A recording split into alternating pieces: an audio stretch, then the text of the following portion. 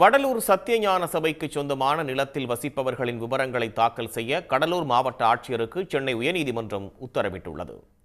வடலூரில் வள்ளலார் சர்வதேச மையம் அமைக்க எதிர்ப்பு தெரிவித்தும் ஆதரவு தெரிவித்தும் தாக்கல் செய்யப்பட்ட வழக்குகள் சென்னை உயர்நீதிமன்ற நீதிபதிகள் சுரேஷ்குமார் மற்றும் சவுந்தர் அடங்கிய சிறப்பு அமர்வில் மீண்டும் விசாரணைக்கு வந்தன.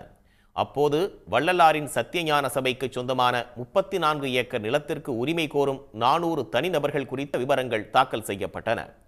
இதனையடுத்து தற்போது அந்த நிலங்களில் வசிப்பவர்கள் உரிமை கோருபவர்களை மட்டும் வழக்கில் எதிர்மனுதாரர்களாக சேர்க்கும் வகையில் அவர்களின் விவரங்களை சேகரிக்க கடலூர் மாவட்ட ஆட்சியருக்கு நீதிபதிகள் உத்தரவிட்டனர்.